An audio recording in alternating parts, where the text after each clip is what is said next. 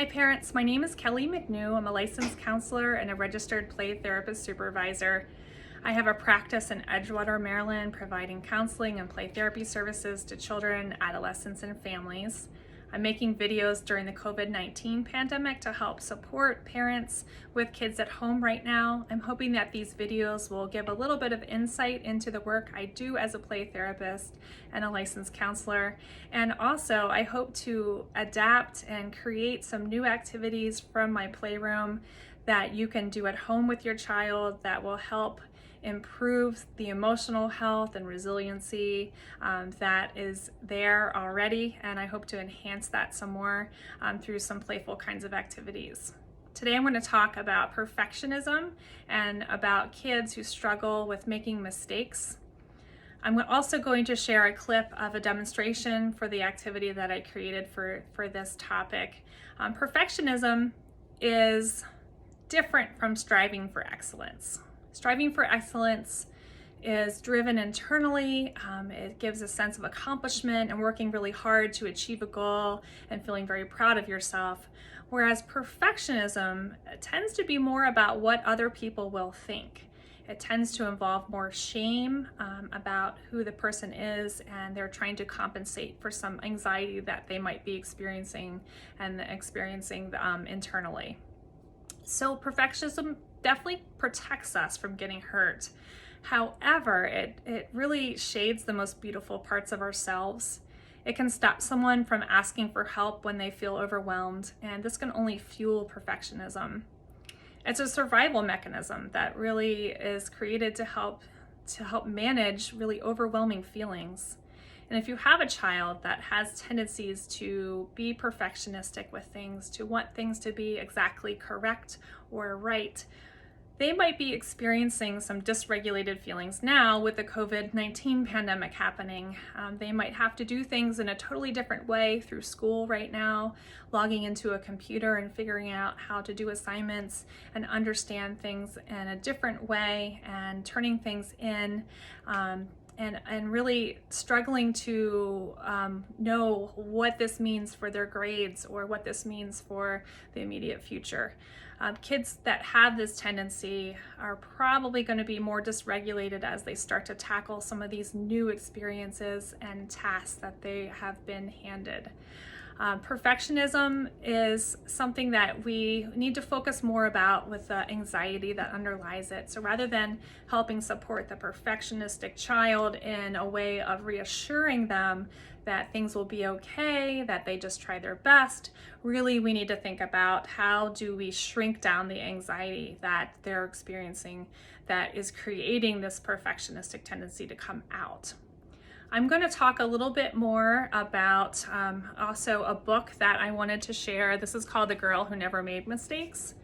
And it's a great one to read at home with your kid. I think it's great for elementary school age. The activity that I wanted to share in the next clip is really geared more towards 8, 9-year-olds and older. It involves a metaphorical kind of thinking, which requires some abstract reasoning. So with younger kids, they can definitely do this activity, and I'm sure they'll love cracking some eggs and having fun, but they may not understand the activity completely. As a parent for this activity, you are following your child's lead. You are letting them take the lead. You're letting them decide how they do it. You might give some tips and some helpful strategies to do it, but really you're following their lead. And as kids learn this new kind of life skill, possibly if they've never cooked before, you're going to support them and reassure them through your words of encouragement rather than showing them how to do it or taking over.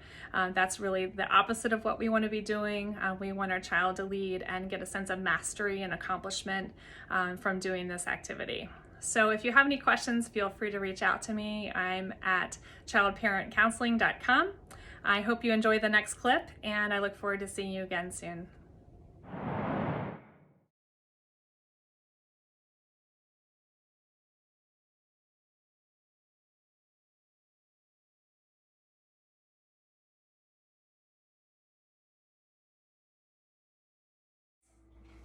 My son Jackson and I are here to share a cooking activity with you that you can do in your home. I'm going to tell you a little bit more about the activity, and then we're going to demonstrate what it might look like. So this activity is great to use for children who are about 9 and older. Younger children can definitely do this activity with you. They'll enjoy cooking and cracking eggs for sure. They may not be able to understand the metaphor or be able to apply the metaphor to a context in their lives. So that's why I'm suggesting to do it with kids that are a little bit older. It's a great activity to use with kids that tend to be perfectionistic or sometimes make some mistakes that really frustrates them and makes them feel dysregulated and upset. All right, so Jackson, what you're gonna do is as we crack each egg, I want you to tell me about a time when you made some mistakes, or you had some steps along the way to getting to something that you wanted or were trying to achieve. In Minecraft, I was trying to make the elytra launcher. I kept dying from it because it didn't work properly. Okay, so you were trying to do this in Minecraft, and how were you feeling when that was happening, when you weren't able to do it? Kind of annoyed. Annoyed. Yeah, feeling a little bit like, I wish this would work. I really want to do this. So go ahead and crack an egg in. Was it something that you had to try over and over again? Yes. Yes, okay. And so you were annoyed probably more than one time, but probably several times. Okay, there's one egg. I want to do the other egg. All right, cracking that egg in. And so feeling a little bit annoyed, but you kept trying. And so for the milk, we're gonna add a little bit of milk in to make the omelet. Here's a towel for you rather than using your shorts. The milk is gonna be, what did you say to yourself to try to keep yourself going in this activity?